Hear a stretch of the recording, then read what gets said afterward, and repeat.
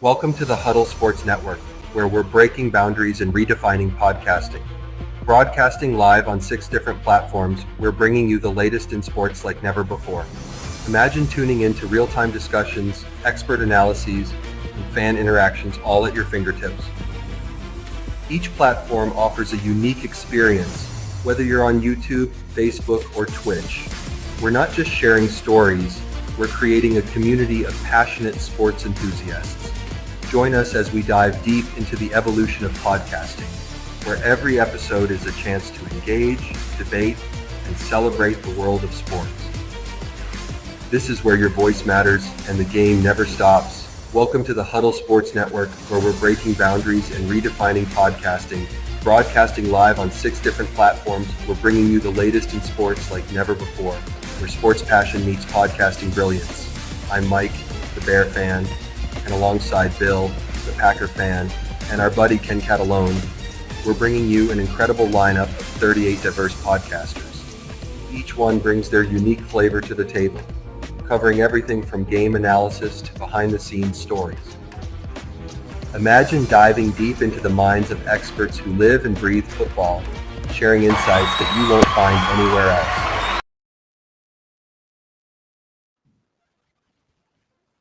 Good morning and Happy New Year, Rob. Happy New Year. We got What's up, Eric? Happy New Year, buddy. Hey, Happy New Year, Eric. Hope everyone had a safe night last night. Happy New Year, Brent. What's up, Brent? Oh, all right. So, not much in the football news yesterday, thank God. Well, except for the debate on whether David Montgomery will be back by the playoffs.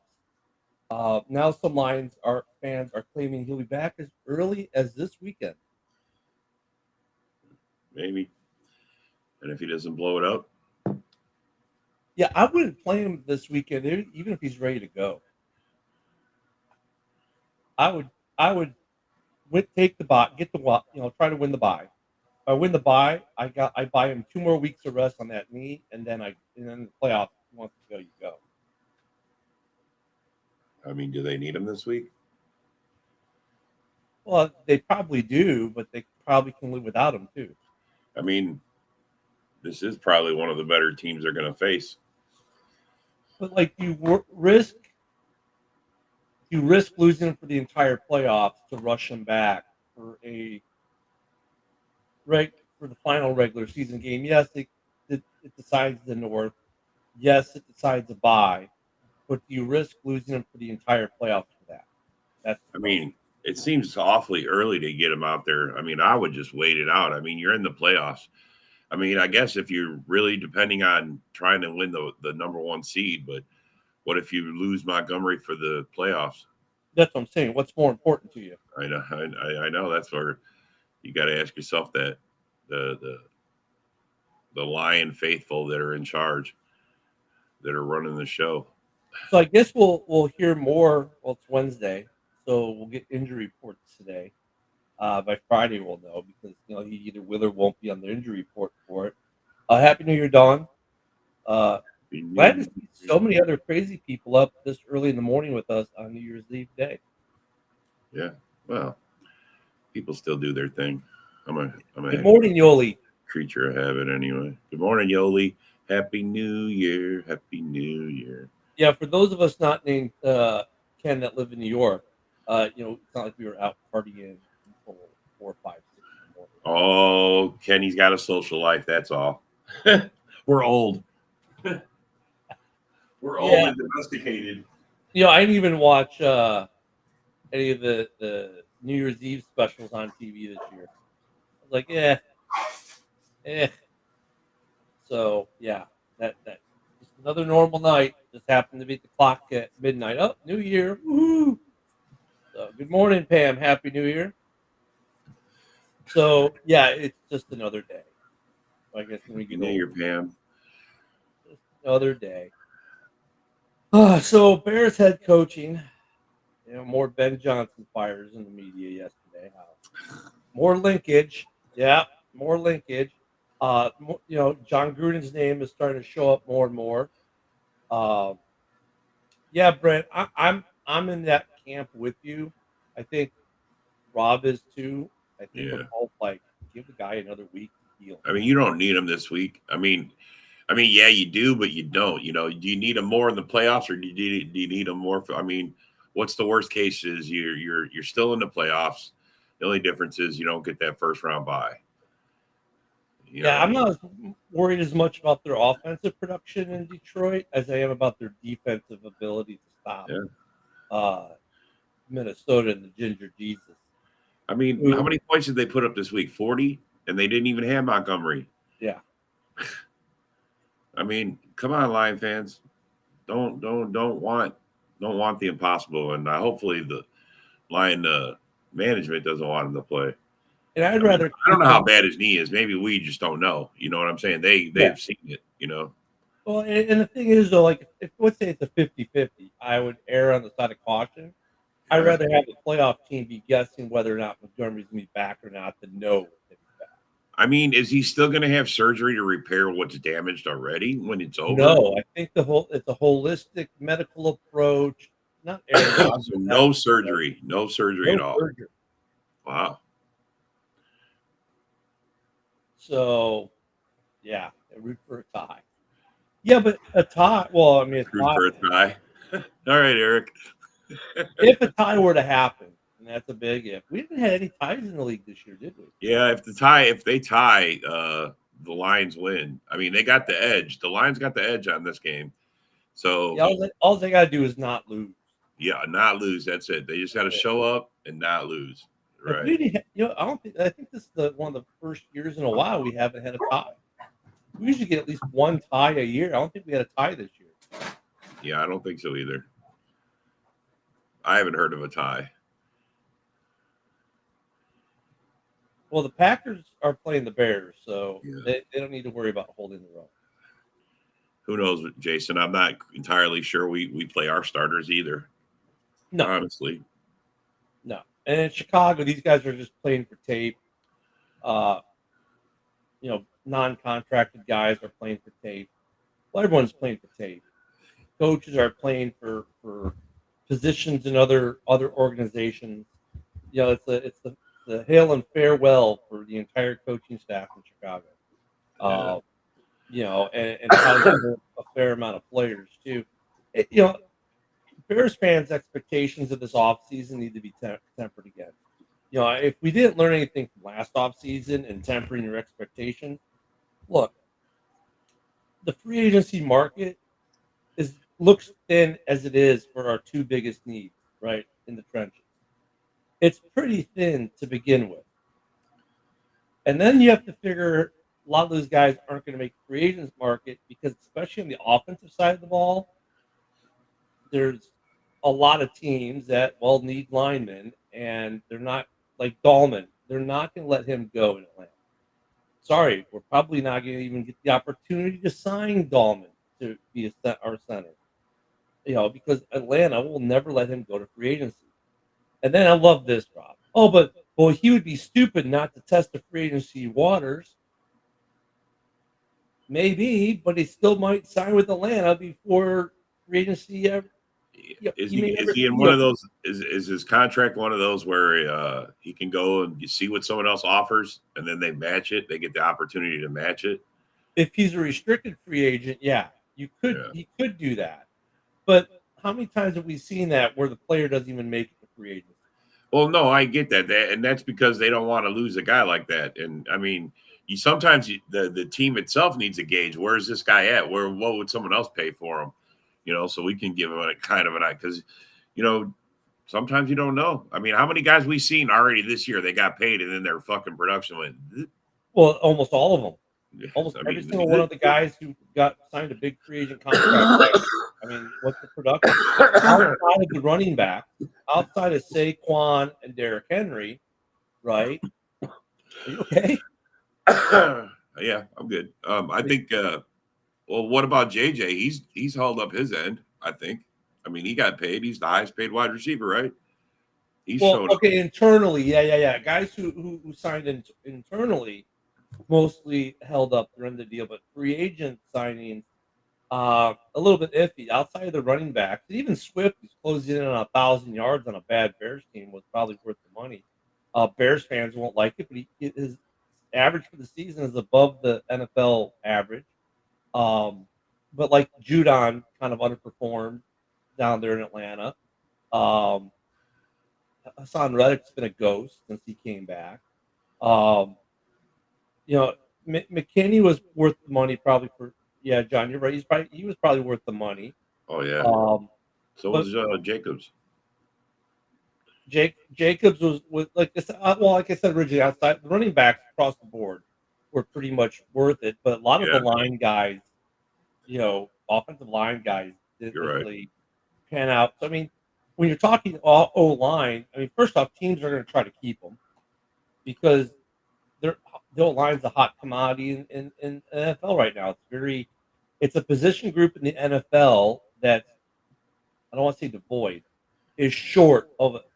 Does not have an excess of talent. There you go. That's probably the best way of saying it.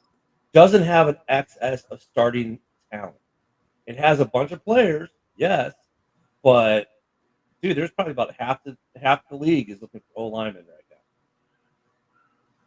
So yeah, I mean the running backs I think across the board were worth it. McKinney was probably worth it. The corners and safeties overall worth it because like JJ in Chicago was worth it. But O line guys aren't getting to the free agent market. So temper your expectations. Now, edge rushers could get interesting. There might be one or two. Maybe I want an edge rusher so bad. Yeah, well, that once again, always a hot commodity, but I don't think it's hot this year yet. That's just our defense lacks just that guy that nobody to double team them. You know what I mean? They need a guy that takes up 2 offensive linemen so the rest can get home. Well, like Sweat does that in Chicago, but he needs someone on the other side. If he's drawing 2, he needs someone on the other side. Well, the rest of the guys, I mean, you figure the rest of the guy, if the one guy's taking up 2, the rest of them guys someone should be getting home, one-on-one. Interior, you know what I mean? The interior in Chicago was getting home, but then like Dexter got hurt. He's getting good. Our interior is pretty good. Yeah, you're right about that, Jason. The interior was getting it, but yeah, I agree with Jason. Running backs had a resurgence in value as a whole after we saw them devaluated for like the top 3 running backs traded or moved in the offseason. I mean, are all up there, and we all thought that they were all on decline, and you wouldn't think so by the way the seasons they've had. No, well, 2 of them are in the top 2. Yeah, Jacobs fell out of the top 3. I think he's like 5 or 6 now, but still,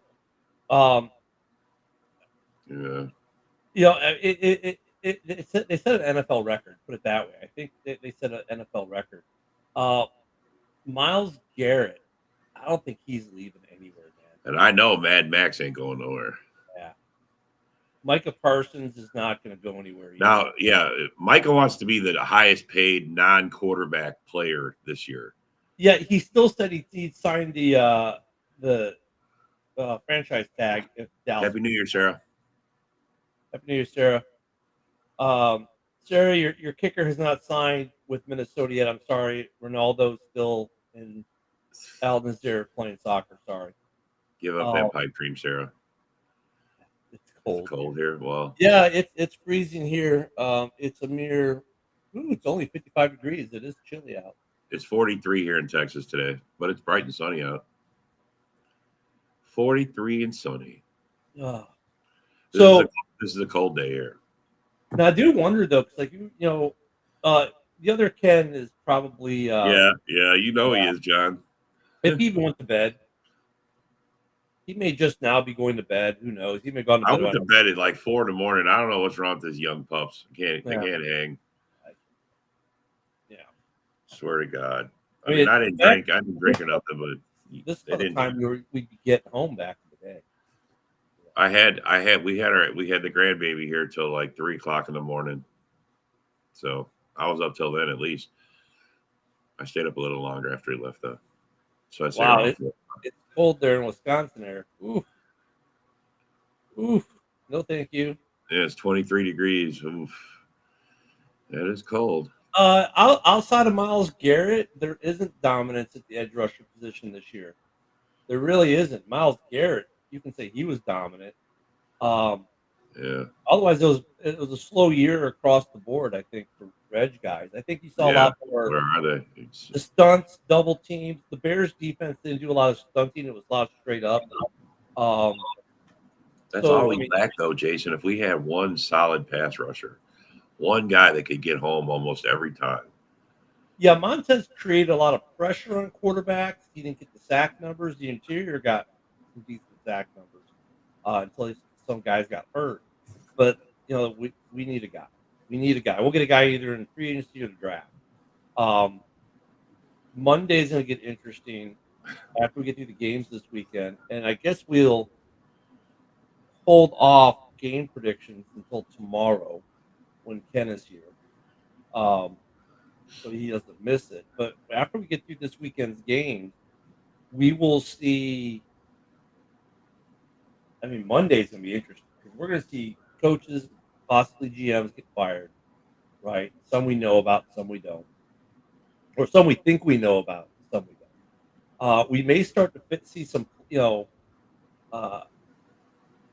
news about some players leaving teams that aren't going to be re-signed. Sometimes they let it be known pretty early, hey, we're not going to re-sign so-and-so, or they just straight up release people. So this next week, as we head into the playoffs, is going to be a busy week. Besides the playoff matches, which we'll figure out Saturday and Sunday, it's going to be a busy week next week. Middle linebackers, premium position, yeah, they kind of are. But, it all starts with the D-line, though. If your D-line gets no pressure, it affects everyone going back. So I think that the premium right now is D-lines again. You're going to see a lot of movement. And then I can't think of, though, too many standout. Who is the linebacker right now outside of Carson? I mean, who beasted out this year? I mean, it's been a weird year. It's been a weird year. I gotta say. I mean, no shutouts till week 16. I mean, are you kidding me? I mean, you did have the Texans getting offensively shut out, but with only getting a safety in the Baltimore game. Yeah, but that's still, it wasn't technically that's the second offense shutout of the season. Right. But yeah, I know what you're saying. I get what you're saying. Yeah. No, I mean their offense didn't score. It was a defense. I mean, look at the Bears. I got it. You got it? Yeah, I get it. All right. Look at Happy New Year. Happy New Year. Look at the Bears Seahawks game, 6-3. That was, I mean, we had but that was there. I mean, but literally the Texans had no offensive scoring whatsoever. No, I mean, they couldn't even get in there to kick a field goal. And then you get the Bears Seahawks 6-3, a defensive struggle with a couple field goals, which some people hate. Then again, some people hate a good pitcher's duel in baseball too. I mean, that was just a defensive game. Well, I mean, good pitcher's duel is great if you're into if you're into the strikeouts and stuff like that. Otherwise, it's like watching paint dry. I get it. Yeah, I get it. That part of baseball, I love baseball, but yeah, that part of it, you don't appreciate the pitching until you need a good pitcher. That's just how it is. There are some pretty good. I mean, they're not good, but pretty significant injuries this year. But surprising, most teams stayed relatively healthy in terms of their star players. I mean, we had a couple go down, and then of course here come the Lions. Well, we have all these guys on IR, but their core is pretty offensively their core is there. Defensively they took the hit, but they did okay. The Packers stayed pretty healthy with the core, didn't they?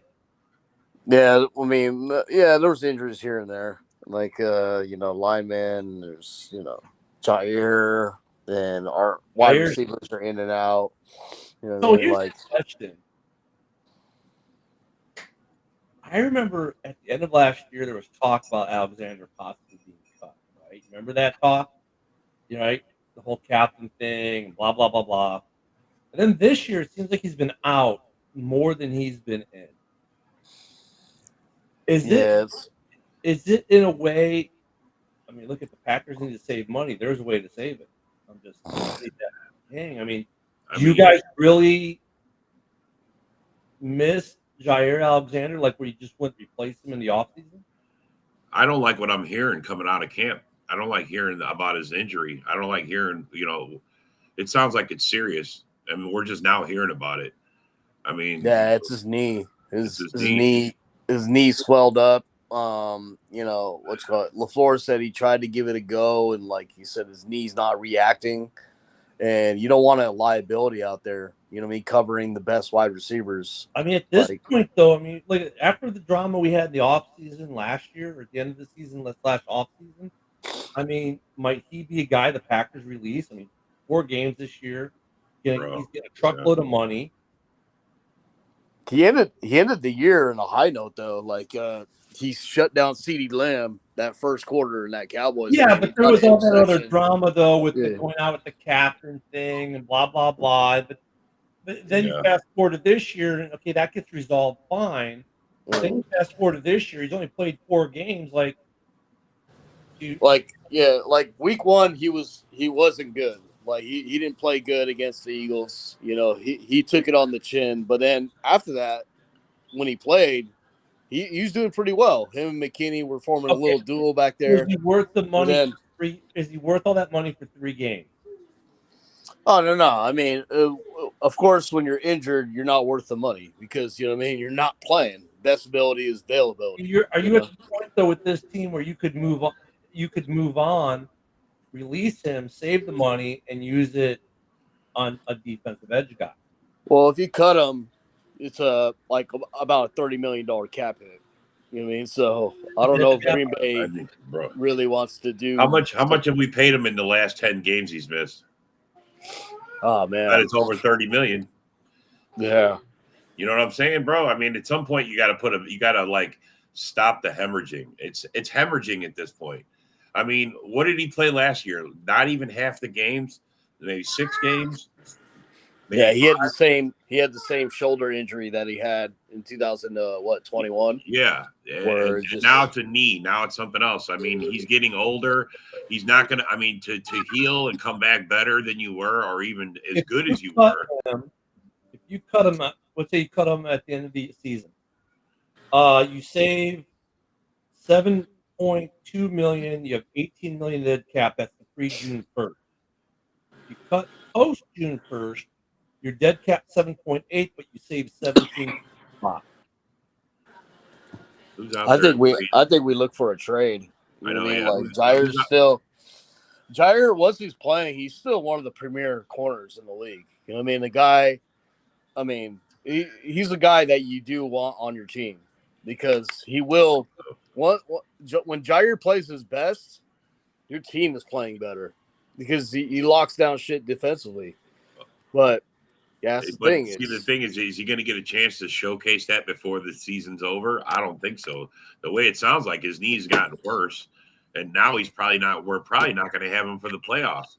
I mean, how mad are fans going to be if he doesn't play in the playoffs? Yeah, I mean, seriously, bro. If they trade him pre-June 1, if they trade him, they're going to have 7.2 in dead cap this year. 18. They'll save 18. If they trade him post June 1, it actually stays about the same. Interesting with Alexander, what they're going to do with him. Considering he's not playing it, especially if they want to use the money to go get an edge rusher or something like that. Depending where they sit. I mean, I think the Packers are pretty good at cap, but it's just an interesting though with him because you went basically the whole season without him. You're a playoff team without him. You've kind of solidified the position without him. You've noticed that you've got a bigger need to fill. If you can flip him to get that bigger need, I don't know. But it's just tough for us because we say all the time, how would the game go differently with Jair in? You know what I mean? Because he is our best corner by hands down. He's our best corner. He's star status still. You know what I mean? Like when he plays, he really brackets and shuts down a lot of side of a field.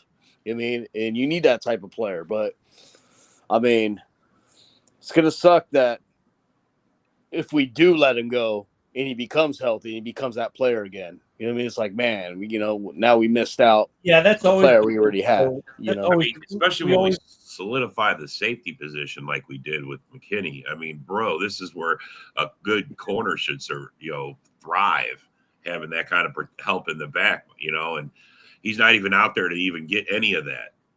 You know what I mean? He's not even benefiting from it. So that'll be one situation to watch. Someone had asked in the comments and that flipped through if the Bears were going to fix the O-line via draft or free agency, and I think it's going to be most likely the draft, because I don't think there's going to be much in free agency. We were talking about that early, like Dahlman would be the guy you target for center. DJ Reed wants out of the Jets. Is he going to make free agency? Are the offensive linemen really going to make free agency this year? That's the question. I don't think you're going to see many offensive linemen that are under the age of 30, specifically, making free agency this year. The teams aren't deep enough in the O-line to let them go. They're going to spend the money and keep them. I mean, that was one trend we saw this year, right?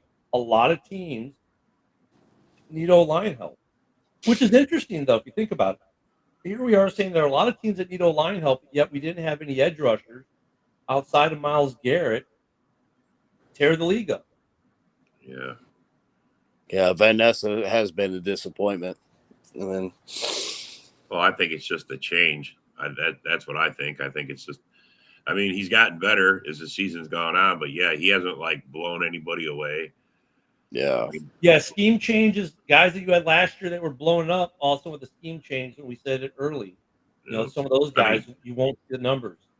Rashawn Gary looks like, I mean, he even looks slow out there chasing those guys. I watched him last week chasing the quarterback, man. He's like, he's not even getting close to him. He gets chip blocked a lot. And but I get it. But that's what you get when you. Yeah, at the same time, you should find something to counter that. Like we heard from Michael Weiss saying that he works with one of the best pass rusher coaches. You know what I mean? In the country, he said. Yeah. So just learn some better techniques. You know what I mean? Like if you're getting chip blocked, 80% of the time out there. The defensive schemes kind of prohibit or kind of create the for guys who do well in the 3-4, they don't always do well, or did well in 4-3, they don't always do well in the 3-4, vice versa. So there's that, and then, dude, some of these offensive lines, even though we keep saying we need offensive linemen in this league, have actually done a good job. Quarterbacks are getting rid of the ball really quick. I mean, you change schemes, you're playing against quarterbacks, you're getting rid of it really quick to good-handed receivers. Yeah, so they're not getting home as much. There's some of that that went on this year. I see a lot of teams doing screens, you know what I mean, to get the ball out like that, out quick, you know what I mean? Like best thing against a blitz is do an all-out screen and get players to block, get players in position to block, and you have open field because you got players rushing in. You don't have players out there to and cover. The design let make the tight end look like he's blocking, come off the block, let his pass rusher go, and just throw it over the pass rusher's head to a wide open tight end. Happens a lot unless you're Chicago, where we don't use Cole Kmet. But I mean, that was a change this year. And look, it's a copycat league. The league will change in the offseason again. Coaches will figure out ways to defend against it, and go next year. The great thing about this league, it's different every year. We're going to see a lot of coach movement this year. We're going to see, I don't know if we'll see some decent amount. There'll be at least one or two big moves. About the injury topic you were talking about earlier, it wasn't as bad as last year. Remember how bad last year was? Yeah. Last year, by this time, we had half of the QBs in the league that were starting out. You know what I mean? And there were Mahomes is not playing. Like hamstring and calf injuries up the ass last year. Mahomes is out. this week. I think they're he's a little nicked up. I think they're holding Mahomes out. They're resting Stafford. Jimmy G's going to be playing this week. Well, the teams that are in, a lot of the players are resting. Yeah, the defensive pass rush has gotten so crazy. That's why teams have to be getting creative on the offensive line. That's why they got the screens and all the misdirections and all that shit. I mean, that's part of it. I mean, when our offense, I never seen our offense move like LaFleur's got it. Guys are running. I mean, I'm like, holy shit, he's about to snap the ball, and the dude's running right there. And then he stops right before he gets there. And they snap the ball. I'm like, what the fuck? So much going on.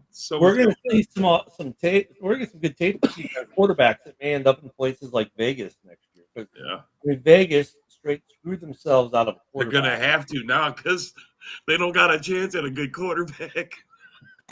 Unless those quarterbacks fall.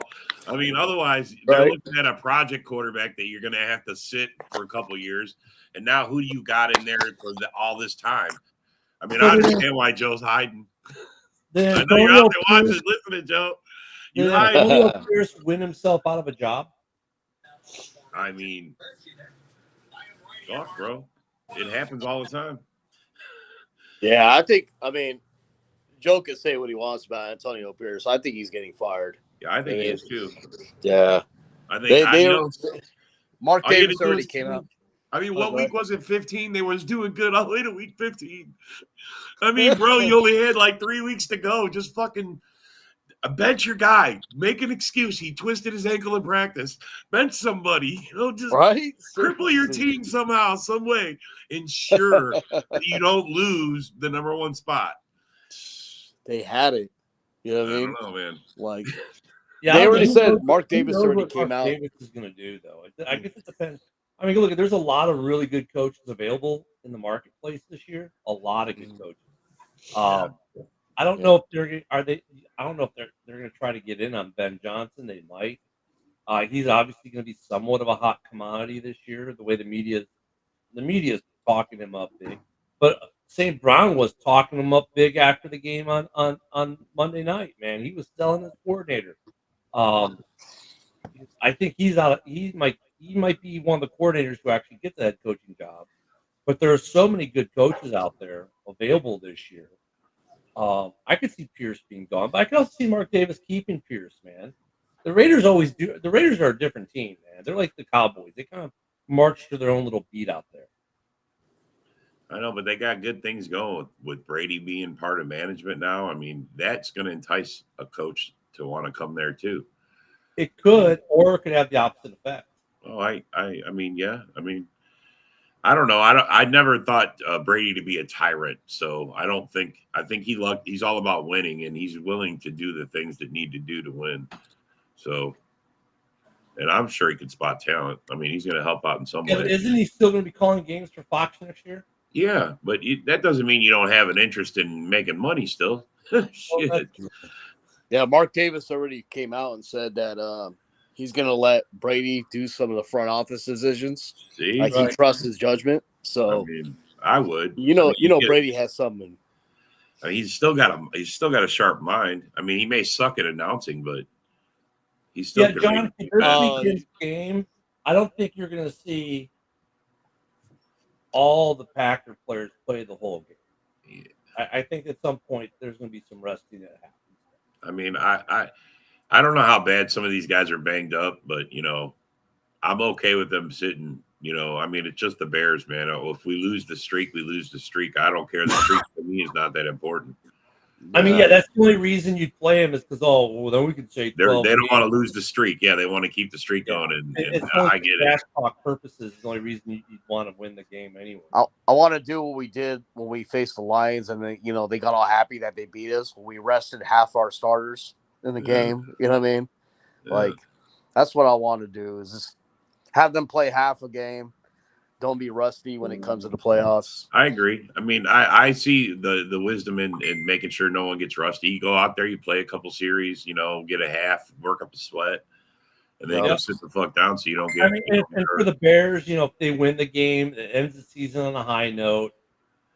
Well, plus it gives you a chance to get some of your bench players who haven't had much time to get them ready just in case they got to go in for playoffs. I mean, this is a good game experience right before playoffs. So, it's great for Green Bay. There's a lot of good reasons to rotate your second, third, strings through the game more than you normally would. And for the Bears, look, you get a win, you end the streaks, multiple there, right? The lose, you end 3 streaks: the Packer win streak, the away game streak, and the losing streak that you're currently on.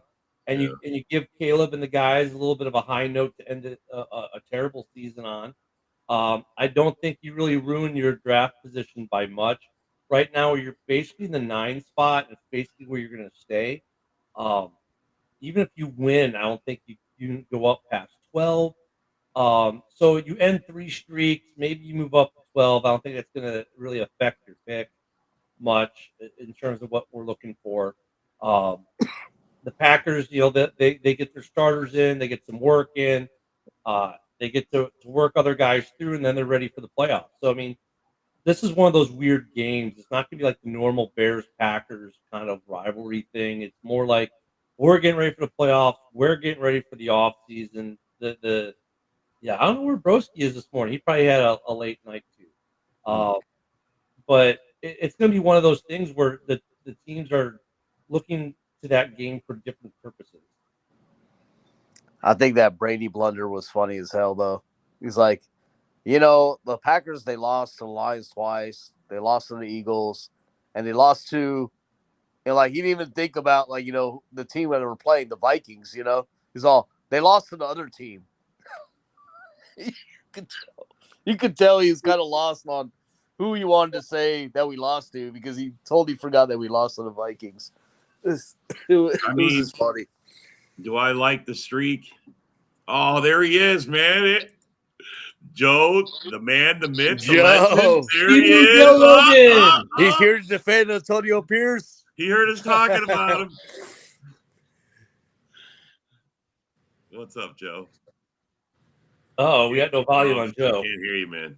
Oh no. Oh, Antonio Pierce took away his volume. Yeah, he took I wanted to make it a point. There we go. I wanted to make it a point to get on the show today because I haven't been able to. I've been sleeping in later. Eric says Happy New Year, Joe. Lately, Happy New Year, bro. Happy New Year, bro. But, sorry, your Raiders are giving away they don't even want to be in a top 10 pick, bro. Sorry. I think you're at 10 right now. I think you're at 10. Yeah, I don't know what to say. There's nothing to say, bro. No, you can just start off by saying Justin Fields is our new quarterback. Yeah. So, Joe, let me ask you a question. So, Mark Davis came out and said that he trusts Brady to make some front office decisions. Like, if Brady wants to step in and make, some of the front office decisions, he's more empowered to do it. Do you think that means that he brings in somebody to take over for Antonio Pierce? Or what do you think? Yeah, most likely. That's what it would seem to me like. But I don't – it just depends on if Tom Brady likes Antonio Pierce. What I actually what I would like to see happen is Brady actually help Antonio Pierce fill out his coaching staff. Rather than replacing the head coach, I'd like to see Tom Brady with all his connections help him find a good offensive coordinator. That would go a long way. Oh yeah. Do I think that's what's going to happen? Probably not, just because I read an argument the other day where they said, it makes a lot. Antonio Pierce is only under contract for 1 more year, so it makes a lot more sense if you're gonna go for a quarterback in this draft to just fire the head coach and start fresh with a new head coach, new offensive coordinator, new quarterback. Get them all, fresh. Bring them all in together at the same time and start fresh. I can see the logic in that. And I don't know. You know, like What round are you taking a quarterback? I don't know. Because I think the string of wins that the Raiders are doing now is clearly Antonio Pierce wants to keep his job. You know what I mean? Like he wants to show that, hey, you know, or he could be auditioning for his next. And the comments he makes are very Raider-esque. Like when they ask him, what about the draft picks? Like, we don't give a fuck about draft picks. We just want to win. It's very Raider-esque the way he is. Look at he's silver and black through and through. That's never going to change about him. He bleeds it. Yeah, but I just don't know if Mark. Like I don't know if the tank was there with 3 weeks to go. The tank was there, man. These two little wins at the end. What do they do? I mean, what do they do for you? What have they done for the team? Look, they keep you from getting a quarterback. Yeah. Here's my thing is, like I've met Mark Davis. Like I've actually sat down with Mark Davis and had a real conversation for 30 minutes. You know, like before they moved to Vegas, when they were still having training camp in Napa, where I live. Like I talked to him about the whole Oakland situation, about staying in Oakland. And I picked his brain about it and really, like, I was like, look, we hear so much bullshit, like in the newspapers and stuff. Like, what's really going on with the situation? And he like explained it to me. And, you know, I like, it was cool because, I mean, when do you get to sit down with an owner of an NFL team and really like ask them these type of questions without them giving you some kind of bullshit answer? But me and him were sitting at the bar in the Marriott, just talking like two guys, like, you know what I mean? And he told me, you know, straight up, he's like, dude, I want to stay in Oakland. I've put everything I have into staying in Oakland, but it's just I don't have the money to build the stadium myself, and they're not willing to meet me. It's not even halfway. Like I've already, you know, he's like, we have a plan for a stadium for $900 million. I've already got 7 of that put together, but they won't meet me for the other 2. And it's not even just that they won't give me the other 2. He's like, I told him, look, I have private investors that are willing to throw in that other 200, but are you willing to donate the land that the stadium is on so that I can, like, these investors can then turn whatever doesn't become the stadium into like retail, shopping, stuff like that, you know, like so that they can make some money. The city of Oakland wasn't willing to even do that. And so my point with all of that is that Mark Davis is a businessman, right? He understands business. He understands, like, so as much as Mark Davis wants to win, I think Mark Davis understands that a tank was probably the right move, considering like our quarterback situation.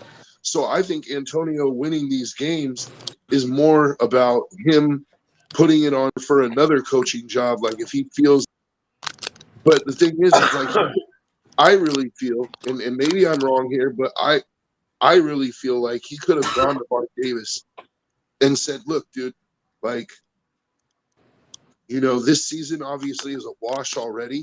It makes a lot more sense for us for the future to just go ahead and tank it, get this quarterback, and start fresh next year, you know? And I think Mark would understand, like, I think he would understand and be like, look, as much as I hate losing season after season more, you know? So, like, I'm willing to make the sacrifice. There is a weird out, though, for them this year.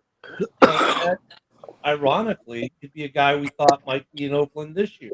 And that's Justin Fields. You know, Justin Fields is a definite possibility for the Raiders next year. So if you're the Raiders, you want to keep Antonio Pierce and you sign Justin Fields, you may have solved your quarterback issue right there. I don't know, man. Like, Justin Fields played really a lot better in Pittsburgh, but he still lost his job to Russ. Like, to me, I don't know if Justin Fields is starting caliber quarterback. But I mean, that could be the bridge, though, for like bring Antonio back, sign Fields, and if it doesn't work, you get us them both at the end of next season, and then you go after Arch Manning. You know, the thing is, I wouldn't be against that. I just don't know if that's what they're going to do. I don't know if that's But their it's thought funny, though, process. because, I kind of feel like they're going to put it in Brady's hands this year. As far as, look, Tom, we're going to let you make some decisions around here. And, because I've said this before, I'll say it again. I think Tom Brady becoming an owner, even a 5% owner, there's a lot more to it than that. Like, Tom Brady didn't become a 5% owner of the Raiders just to try to, diversify his portfolio or anything like that. Tom is going to be the future owner of the Raiders. Like Mark Davis has no heirs. He has no children. His mother is extremely old. Like, in fact, he just had to sell a portion of the team in order to pay the inheritance tax that he's about to have to pay when his mother passes away, because he's going to inherit her shares. It's funny because the Raiders and the Bears have always been very symbiotic. And it's funny because I remember you told us the stadium story earlier in the year. And it's funny because that same situation is playing out in Chicago right now, right?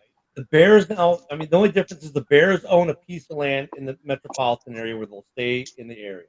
But they're in the same deal with the city and the state with building a stadium on the lakefront. Then you go to ownership of the team. The fear for the McCaskies is this. If Virginia dies, she owns the team 100%.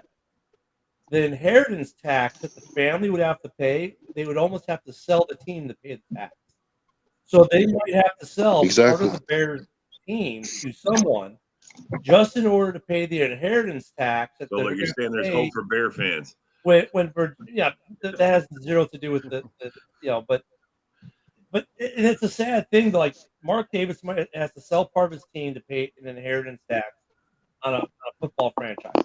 The McCaskey family may have to sell the whole team or at least part of it just to, they have to sell the family business basically. And take this just outside of football context, but even just in family business context. You have to sell your family business or a significant portion of it to cover the taxes to keep the family. Yeah, to cover the taxes of you inheriting. You have to sell the family business that your family built in order to pay the inheritance tax for you receiving the business that your family built. Right. To me, inheritance tax is a huge scam. It is. And Illinois, I don't know if Nevada's tax laws can't be as bad as California or Illinois. But if Virginia McCaskey passes away, the Bears are going to have to sell part. They'll be, can you imagine what that's going to be like? Dude, it's like, when the Cubs were sold, it'd be like the Yankees being sold. It'd be like, it's one of the marquee franchises in the sport. Well, they're going to have to get their stadium built. If they could get their stadium built on the land that they own, that will increase the value of the team to where, like, they could afford to probably keep it because they have that stadium. That's what Mark Davis did. I hate to say this, they'd be better off because right now their valuation is not as high. They don't own the state. They don't have a stadium. Land. Their valuation is a lot lower now than it is if they have the stadium. Once they have the stadium, that the value of that club almost doubles. So they're almost better. They're almost better off if she. Actually, you're right. Yeah, they're better off trying to pay it now. Yeah. Even though the Raiders probably do find a new coach, doesn't mean Antonio Pierce is out the mix. They could still hire him as a consultant, put him in the front office somewhere. Do what they did to Tom Coughlin. That's the best case scenario, though, Isaac. For these guys who are like, because look at the same thing in Chicago with Brown. He's out, right? And they're not going to bring him back as an OC or some other coach. The only way these guys stick around their organization would be like as a consultant or in the front office. But most of them don't even do that with the same team they just left. Vrabel didn't do that with Tennessee, right? He went to another club. Saleh went to you guys. They do, if they're not going to take a head coach, if Pierce gets fired and doesn't take a head coaching gig and takes a consulting gig, it's going to be with another team. These guys, they don't stay with the team that just fired them.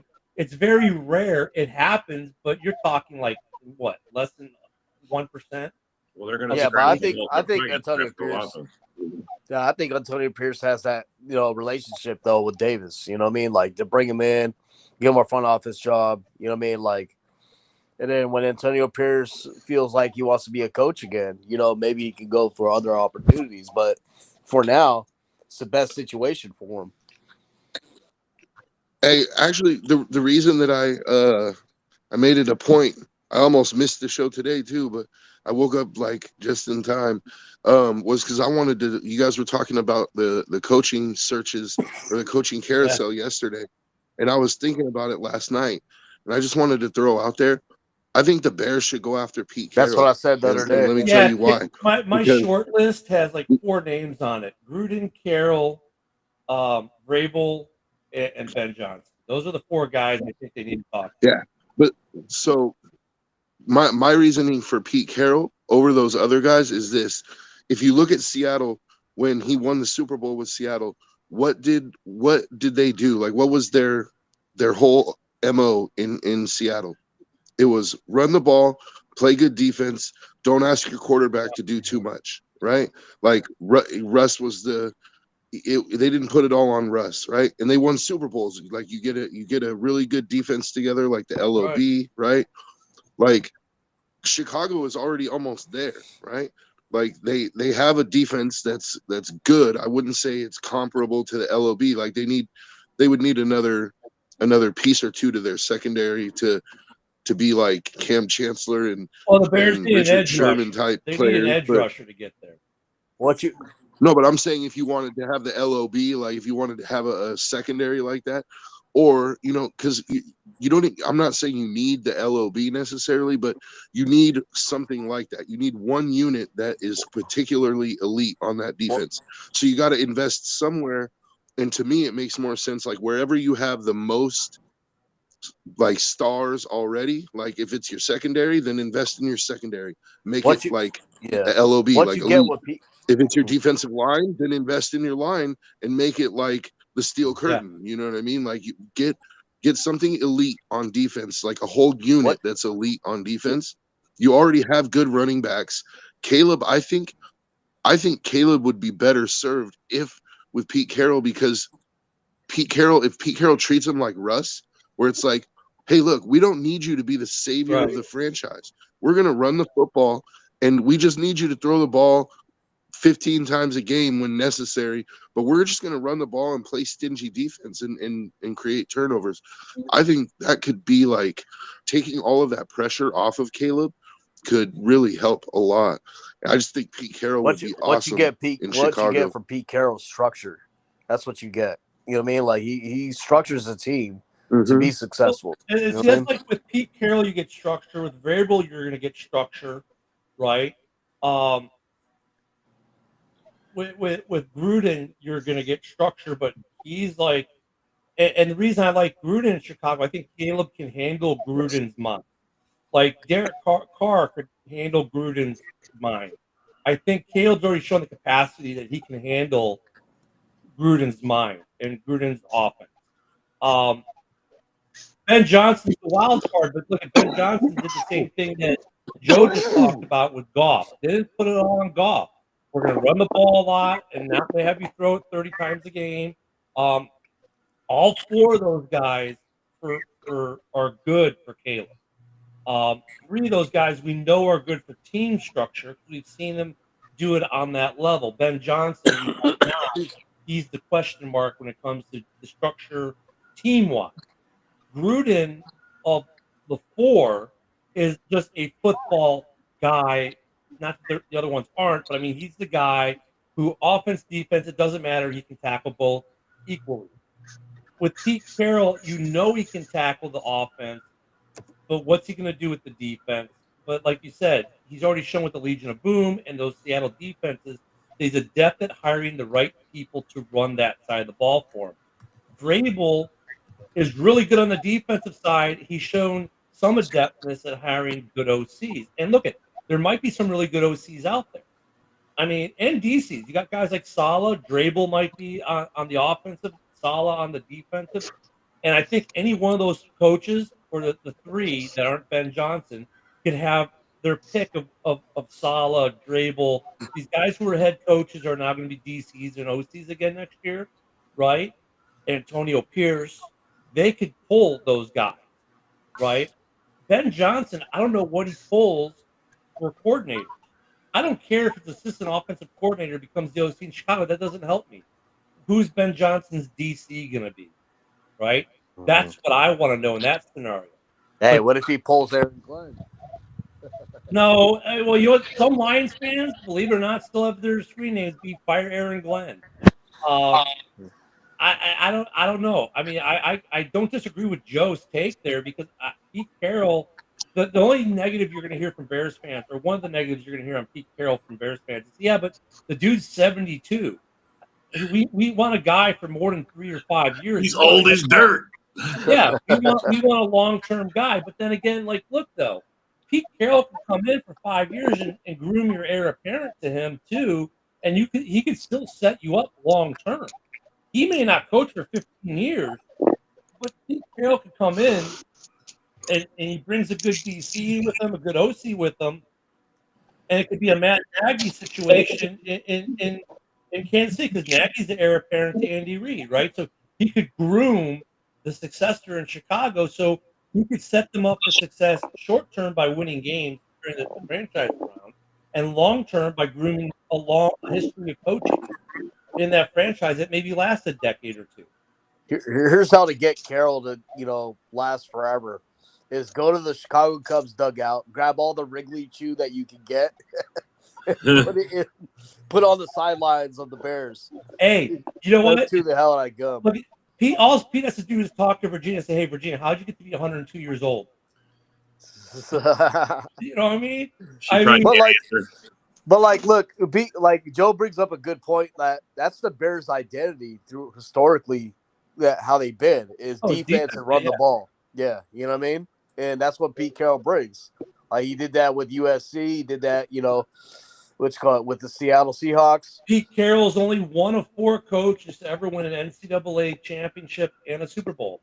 I mean, he's got that's what he did with USC. He relied on defense and ran the shit out of Reggie Bush. You know what I mean? And came to Seattle, ran the shit out of Marshawn Lynch and used the Legion of Boom. And the best reason to go for him is he literally came out and said, "I would like to be the coach of the fucking Chicago Bears." No one else has said that. So, I mean, bro, he already wants the job. I mean, for me, that's the biggest reason. Yeah, a guy who wants to come and take the job, and he's got pedigree. It comes down to 4 guys, and it's Vrabel, it's Rudy, it's Carroll, and I have to include Ben Johnson, who has grown on me some. But of the 4, Ben Johnson is the most unknown holistically. The other 3 I know are going to give my team structure as a team, and that they're really good at what they do, and they've shown propensity to be able to hire good coaches to accent what they're not great at, right? Pete Carroll is a good offensive mind. He's not a great defensive mind, but he brings in good coordinators. Gruden's a great football mind, and he can have the pick of the litter for whatever coach he wants. And with there being really good OC, DC options out there, can you imagine if Pete Carroll came in, let's say Saleh is his DC? I'm good with that. I don't think a Bears fan would not be good with that. If you got Vrabel in and Vrabel was Vrabel's OC, say that one 5 times fast, I don't think many Bears fans would be upset with that because Vrabel would be the OC. So Bears fans got to get out of their mind, though, because they think, we have to have offensive-minded coach. I've been saying this the whole time. No, you don't. If you're going to hire a defensive-minded coach in Chicago, they got to bring in a good OC. Conversely, if you bring in a good offensive-minded coach, they got to bring in a good DC, or guess what? You're going to be in the same boat. Yeah, your offense is going to be great, but your defense is going to be Swiss cheese. Here's another scenario that could possibly happen, too, because doesn't Flores only have a 1-year deal with the Vikings?